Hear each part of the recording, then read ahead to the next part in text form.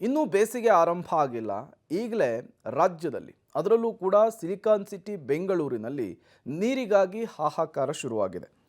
ಬೆಂಗಳೂರಿನ ಅನೇಕ ಏರಿಯಾಗಳಲ್ಲಿ ಇದೇ ಹಾಡು ಇದೇ ಪರಿಸ್ಥಿತಿ. ಕುಡಿಯುವ ನೀರಿಗೂ ಕೂಡ ಪರದಾಡುವಂತಹ ಪರಿಸ್ಥಿತಿ ಈಗ ನಿರ್ಮಾಣವಾಗಿಬಿಟ್ಟಿದೆ. ನಿತ್ಯ ಬರ್ತಾ ಇದ್ದಂತಹ ಕಾವೇರಿ ಈಗ ವಾರಕ್ಕೊಮ್ಮೆ ಕಾಯಬೇಕಾದಂತಹ ಸ್ಥಿತಿ ಎದುರಾಗಿದೆ. ಬೆಂಗಳೂರಿನ ಅನೇಕ ಭಾಗಗಳಲ್ಲಿ ಇಂತಹದ್ದೇ ಪರಿಸ್ಥಿತಿ ಕಳೆದ 2-3 ತಿಂಗಳಿನಿಂದ ತಲೆದೂರಿದೆ. ಈ ಹಿಂದೆ 2 ದಿನಕ್ಕೊಮ್ಮೆ ಬರ್ತಾ ಇದ್ದಂತಹ ಕಾವೇರಿಯ ನೀರು ಈಗ ವಾರಕ್ಕೆ 1 ಅಥವಾ 2 ಬಾರಿ ಮಾತ್ರ ಮನೆಗಳಿಗೆ ತಲುಪ್ತಾ ಇದೆ. ಅದು ಕೂಡ ಕೇವಲ 1ರಿಂದ 2 ಗಂಟೆಗಳ ಕಾಲ ಮಾತ್ರ. ಬೇಸಿಗೆ ಆರಂಭಕ್ಕೂ ಮೊದಲೇ ನಗರವಾಸಿಗಳಿಗೆ ನೀರಿನ ಸಮಸ್ಯೆ ಕಾಡತೊಡಗಿದ್ರೆ ಬೇಸಿಗೆ ಆರಂಭದ ನಂತರ ಕತೆ ಹೇಗೆ ಎಂಬ ಆತಂಕ ಶುರುವಾಗಿದೆ. ಅತ್ತ ಟ್ಯಾಂಕರ್ ನೀರು ಕೂಡ ದುಬಾರಿ ಆಗ್ತಾ ಇದೆ. ಟ್ಯಾಂಕರ್ ನೀರು ಕೂಡ ಸೂಕ್ತ ಸಮಯಕ್ಕೆ ಸಿಗ್ತಾ ಇಲ್ವಂತೆ. ಹನಿ ಹನಿ ಕುಡಿಯುವ ನೀರಿಗೂ ಕೂಡ ಕೊಳಾಯಿ ಮುಂದೆ ಕಾದು ನಿಲ್ಲಬೇಕಾದಂತಹ ದುಸ್ಥಿತಿ ಬೆಂಗಳೂರಿನ ಜನರಿಗೆ ಬಂದ್ಬಿಟ್ಟಿದೆ. ಪಬ್ಲಿಕ್ ಟಿವಿಯ ಮೆಗಾ ರಿಯಾಲಿಟಿ ಚೆಕ್ ಮೂಲಕ ನಗರದ ಭೀಕರ ಜಲಕ್ಷಾಮದ ಸ್ಥಿತಿಯನ್ನು ತೆರೆದಿಡ್ತಾ ಇದೆ ನೋಡಿ. ಸಿಲಿಕಾನ್ ಸಿಟಿಯಲ್ಲಿ ಫೆಬ್ರವರಿ ಆರಂಭದಲ್ಲೇ ಸದ್ಯ ಹನಿ ಹನಿ ನೀರಿಗೂ ಪರದಾಡುವಂಥ ಪರಿಸ್ಥಿತಿ ನಿರ್ಮಾಣ ಆಗ್ತಾ ಇದೆ. ಬೆಂಗಳೂರಿನ ಬಹುತೇಕ ಏರಿಯಾದಲ್ಲಿ ಕುಡಿಯುವ ನೀರಿನ ಸಮಸ್ಯೆ ಹೇಗಿದೆ, ಜೊತೆಗೆ ಜನರಿಗೆ ನೀರು ಸಿಗ್ತಾ ಇದೆ ಅನ್ನುವಂಥ ಸಂಬಂಧಪಟ್ಟಂತೆ ಇವತ್ತು ನಿಮ್ಮ ಪಬ್ಲಿಕ್ ಟಿವಿ ಇಡೀ ಬೆಂಗಳೂರಿನಾದ್ಯಂತ ರಿಯಾಲಿಟಿ ಚೆಕ್ ಮೂಲಕ ಅಲ್ಲಿನ ಪರಿಸ್ಥಿತಿಯನ್ನು ನಿಮ್ಮ ಮುಂದೆ ತೆರೆದಿಡುವಂಥ ಪ್ರಯತ್ನವನ್ನು ಮಾಡ್ತದೆ. ಸದ್ಯ ನಾನು ಇವತ್ತು ಮೈಲ್ಸಂದ್ರದಲ್ಲಿದ್ದೇನೆ. ಗಮನಿಸ್ತಾ ಇರ್ಬೋದು ಇಲ್ಲಿನ ಪರಿಸ್ಥಿತಿ ಹೇಗಿದೆ ಅನ್ನುವಂಥದ್ದನ್ನು ಇಲ್ಲಿನ ಸ್ಥಳೀಯರಿದ್ದಾರೆ, ನಾನು ಅವ್ರ ಹತ್ರ ಕೇಳಿ ತಿಳ್ಕೊಳ್ಳುವಂಥ ಪ್ರಯತ್ನವನ್ನು ಮಾಡ್ತೇನೆ. ಬೆಂಗಳೂರಿನ ಬಹುತೇಕ ಕಡೆಗಳಲ್ಲಿ ಇರುವಂತೆ ಇಲ್ಲೂ ಕೂಡ ನೀರಿಗೆ ಪರದಾಡುವಂಥ ಪರಿಸ್ಥಿತಿ ನಿರ್ಮಾಣ ಆಗ್ತಾ ಇದೆ. ಇನ್ನೂ ಕೂಡ ಬೇಸಿಗೆ ಆರಂಭ, ಅದರಲ್ಲೂ ಈಗ ಫೆಬ್ರವರಿಯಲ್ಲೇ ಈ ಪರಿಸ್ಥಿತಿ ಆದರೆ ಮುಂಬರ್ತಕ್ಕಂಥ ಏಪ್ರಿಲ್ ಮೇಗೆ ಬೇಸಿಗೆ ಬಹಳ ದೊಡ್ಡ ಮಟ್ಟದಲ್ಲಿ ಹೆಚ್ಚಾಗ್ಬೋದು ಅಂತೇಳಿ ಈಗಾಗಲೇ ಹವಾಮಾನ ಇಲಾಖೆ ಕೂಡ ಒಂದಷ್ಟು ಸೂಚನೆಯನ್ನು ನೀಡಿತ್ತು. ಇದ್ರ ಮಧ್ಯೆ ಈಗಲೇ ಈ ಪ್ರಮಾಣದಲ್ಲಿ ನೀರಿನ ಸಮಸ್ಯೆ ಆದರೆ ಮುಂದೆ ಹೇಗೆ ಎನ್ನುವಂಥ ಯೋಚನೆಗಳು ಸಾಮಾನ್ಯವಾಗಿ ಬರುತ್ತೆ. ನನ್ನೊಟ್ಟಿಗೆ ಇಲ್ಲಿನ ಸ್ಥಳೀಯ ಮಹಿಳೆಯರಿದ್ದಾರೆ, ನಾನು ಮಾತನಾಡಿಸ್ತೇನೆ ಹೇಗಿದೆ ಪರಿಸ್ಥಿತಿ ಅಂತೇಳಿ ಸ್ವತಃ ಅವ್ರ ಹತ್ರ ಕೇಳಿ ತಿಳ್ಕೊಳ್ತೇನೆ. ಮೇಡಮ್, ತಮಗೂ ಏನಾದರೂ ನೀರಿನ ಸಮಸ್ಯೆ ಆಗ್ತಾ ಇದೆಯಾ, ಹೇಗೆ?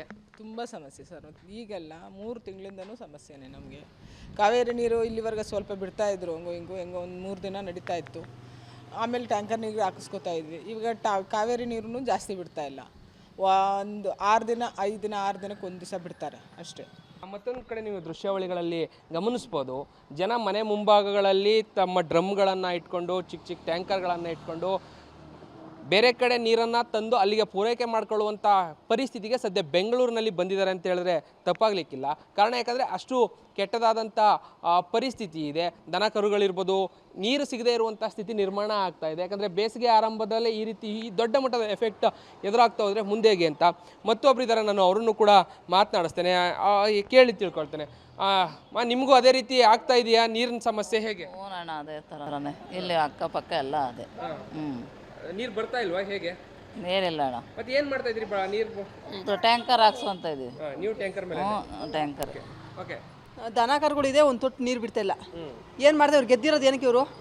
ಹಳ್ಳಿಗಿಂತನೂ ಕೆಟ್ಟದಾದಂಥ ಪರಿಸ್ಥಿತಿ ಸಿಟಿ ಮಧ್ಯದಲ್ಲಿ ಆಗ್ತಾ ಇದೆ.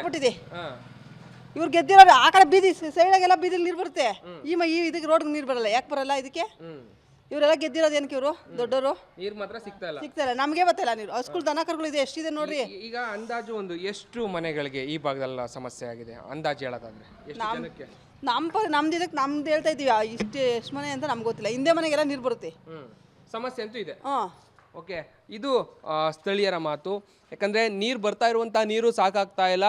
ಇದೇ ಕಾರಣಕ್ಕಾಗಿ ಸದ್ಯ ಈ ಭಾಗದಲ್ಲಿ ಜನ ನೀರಿಗಾಗಿ ಪರದಾಡುವಂಥ ಪರಿಸ್ಥಿತಿ ನಿರ್ಮಾಣ ಆಗ್ತದೆ. ಬಂದಂಥ ನೀರು ಕಂಪ್ಲೀಟಾಗಿ ಸಂಪೂರ್ಣವಾಗಿ ಬೇಕಾದಷ್ಟು ಸಿಗ್ತಾ ಇಲ್ಲ. ಬರುವಂಥದ್ದೇ ವಾರದಲ್ಲಿ ಒಂದಿನ. ಆ ನೀರಲ್ಲೂ ಕೂಡ ಬಂದಂಥದ್ದು ಕಂಪ್ಲೀಟಾಗಿ ನಮಗೆ ಬೇಕಾದಷ್ಟು ನೀರು ಸಿಗ್ತಾ ಇಲ್ಲ ಅನ್ನುವಂಥದ್ದು ಇಲ್ಲಿನ ಸ್ಥಳೀಯರ ನೋವು. ಕ್ಯಾಮ್ರಾ ಪರ್ಸನ್ ಗಣೇಶ್ ಜೊತೆ ರಾಘು ಮರಿಸ್ವಾಮಿ, ಪಬ್ಲಿಕ್ ಟಿವಿ, ಬೆಂಗಳೂರು.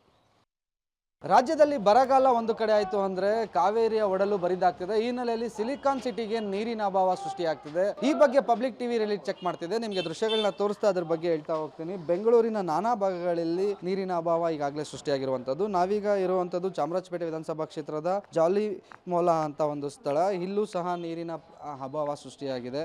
ಕಳೆದ 4-5 ತಿಂಗಳಿಂದ ನೀರು ಸರಿಯಾಗಿ ಬರ್ತಿಲ್ಲ. ಕಾವೇರಿ ನೀರು, ಈ ಕುಡಿಯುವ ನೀರಿನ ಅಭಾವ ಸೃಷ್ಟಿಯಾಗಿದ್ದು, ನೀರು 2 ದಿನಕ್ಕೆ ಒಮ್ಮೆ ಬಿಡ್ತಿದ್ರು, ಆದರೆ ಈಗ ಬಿಡ್ತಿರುವಂಥ ಪ್ರಮಾಣ ತೀರಾ ಕಡಿಮೆ ಆಗಿದೆ. ನೀರಿನ ಅಭಾವ ಸೃಷ್ಟಿಯಾಗಿ ಕುಡಿಯುವ ನೀರಿಗೋಸ್ಕರ ನಾವು ಬೇರೆ ಬೇರೆ ಕಡೆ ಹೋಗಿ ನೀರು ತರಬೇಕು ಅಂತ ಸ್ಥಳೀಯರು ಹೇಳ್ತಿರುವಂಥದ್ದು.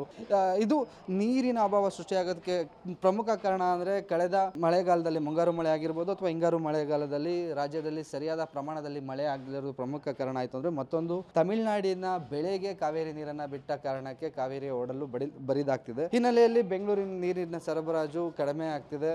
ಇನ್ನು ಫೆಬ್ರವರಿ ಆರಂಭದಲ್ಲಿದ್ದೀವಿ, ಮಾರ್ಚ್ ಏಪ್ರಿಲ್ ಮೇ ಅಂತ್ಯದ ಒಳಗೆ ಸಂಪೂರ್ಣ ಆಕಾರ ಆಗುವಂಥ ಸಾಧ್ಯತೆ ಇದೆ. ಈ ನಿಟ್ಟಿನಲ್ಲಿ ಖುದ್ದು DCM DK ಶಿವಕುಮಾರ್ ಕೂಡ BWSSBಗೆ ಬೆಂಗಳೂರಲ್ಲಿ ನೀರಿನ ಅಭಾವ ಆಗದೇ ಇರೋ ರೀತಿ ಮುನ್ನೆಚ್ಚರಿಕೆ ವಹಿಸಿ ಅಂತ ಹೇಳಿದ್ದಾರೆ. BBMP ಕೂಡ ಕೆಲ ಕಡೆಗಳಲ್ಲಿ ಬೋರ್ವೆಲ್ಗಳನ್ನ ತೆಗೆಸುವಂಥ ಕೆಲಸ ಮಾಡ್ತಿದ್ದಾರೆ. ಮೇಡಮ್ ಹೇಳಿ, ಎಷ್ಟು ದಿನಕ್ಕೊಂದ್ಸಲ ನೀರು ಬಿಡ್ತಾರೆ? ಇದು ಒಂದು ದಿವಸ ಬಿಟ್ಟು ಒಂದು ದಿವಸ ಬಿಡ್ತಾ ಇದ್ರು ನೀರು. ಈಗಂದರೆ ಬಿಡ್ತಾ ಇಲ್ಲ. ಅದು ಕರೆಂಟ್ ಹೋಗ್ಬಿಟ್ಟಿದ್ರೆ ಅದನ್ನು ಬಿಡಲ್ಲ ನೀರು. ಅದು ಒಂದು 8 ದಿವಸ ಆಗಿದ್ರು ಬರೋಲ್ಲ, 10 ದಿವಸ ಆಗಿದ್ರು ಬರೋಲ್ಲ. ನೀರು ಬಿಡ್ರಿ ಅಂದರೆ ವಾಸನೆ ನೀರು ಬರುತ್ತೆ.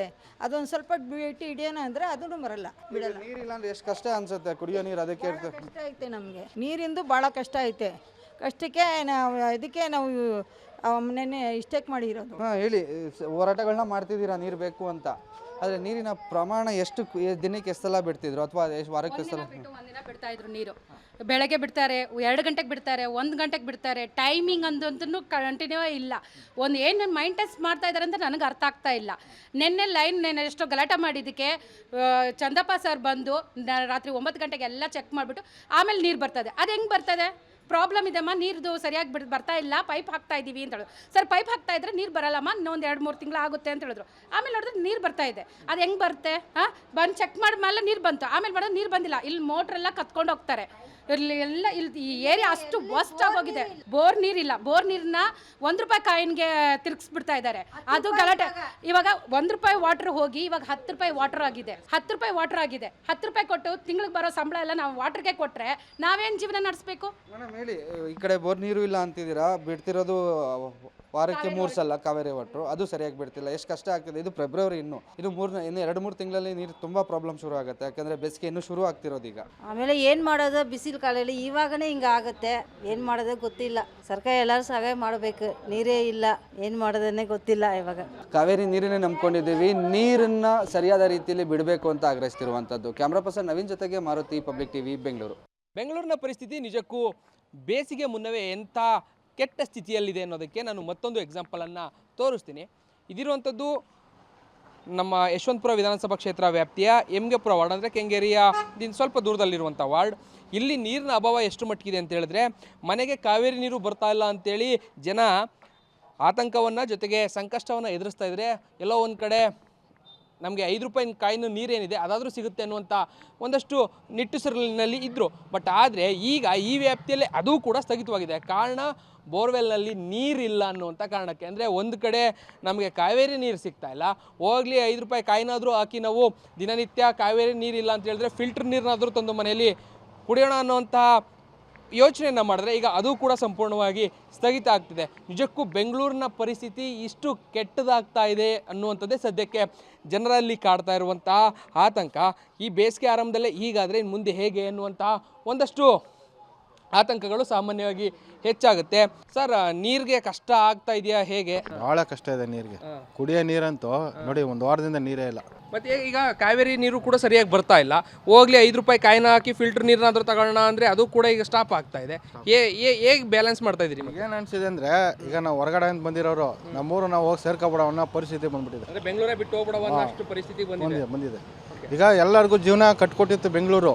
ಈಗ ಆ ಪರಿಸ್ಥಿತಿ ಬಂದ್ಬಿಟ್ಟಿದೆ ನಮಗೆ. ಬೆಂಗಳೂರೇ ಬಿಟ್ಟು ನಮ್ಮ ಸ್ಥಳ ನಾವು ಸೇರ್ಕೊಬಿಡವ ಅಂತ. ಈಗ ನೀರಿಗೆ ನಾವು ಬಾಡಿಗಲ್ದೇ ನೀರಿಗೆ ಸುಮಾರು ₹1000 ನೀರಿಗೆ ಕೊಡ್ಬೇಕು. ತುಂಬಾ ಕಷ್ಟ ಸರ್. ಇಲ್ಲ ಅಂತಲ್ಲ, ಎಲ್ಲ ಕಡೆ ಇಲ್ಲ ನೀರು. ಎಲ್ಲೂ ಸಿಗ್ತಾ ಇಲ್ಲ. ಕೃಷ್ಣ ಗಾರ್ಡನ್ ಕೂಡ 3 ಟ್ಯಾಂಕಲ್ಲಿ ನೀರು ಇಲ್ಲ ಸರಿಯಾಗಿ. ಬೇರೆ ಟ್ಯಾಂಕರ್ಗಳ ಮೇಲೆ ಡಿಪೆಂಡ್ ಆಗ್ತಾ ಇದ್ದೀರಾ, ಹೇಗೆ? ಇಲ್ಲ, ಟ್ಯಾಂಕರ್ ಮೇಲೆಲ್ಲ ನೀರೇ ಇಲ್ವಲ್ಲ, ಇನ್ನು ಅವ್ರನ್ನ ಎಲ್ಲಿ ಬಿಡೋದು? ನೀರು ಇಲ್ತಿದ್ದಾಗ ಹೆಂಗೆ ಬಿಡ್ತಾರೆ? ಅವ್ರಿಗೆ ನೀರಿಲ್ಲ. ಬೋರ್ಗಳು ಸುಮಾರು ಬೋರ್ಗಳು ಹಾಕ್ಸ್ಬಿಟ್ಟು ಆಮೇಲೆ ನೀರು ಬರ್ತಿದ್ದಂಗೆ ಇದಾಯ್ತು. ನೀರಿದ್ರೆ ಬಿಡ್ತಾರೆ, ನೀರು ಇಲ್ತಿದ್ದೆ ಎಲ್ಲಿ ತಗೊಬರೋದು ಪಾಪ. ಜೊತೆಗೆ ಇದನ್ನ ವಾಟರ್ ಮ್ಯಾನ್ ಏನಿದ್ದಾರೆ, ಅಂದರೆ ಇದನ್ನು ಮೇಂಟೈನ್ ಮಾಡುವಂಥವ್ರು ಅವರಿದ್ದಾರೆ. ನಾನು ಅವ್ರನ್ನ ಮಾತನಾಡಿಸ್ತೇನೆ. ಸರ್, ನೀರು ಎಲ್ಲೂ ಸಿಗ್ತಾ ಇಲ್ಲ, ಯಾಕಂದರೆ ನೀವು ದಿನನಿತ್ಯ ಈ ಭಾಗದಲ್ಲಿ ಓಡಾಟ ಮಾಡುವಂಥವ್ರು, ಇದು ನೋಡ್ಕೊಳ್ಳೋವಂಥವ್ರು.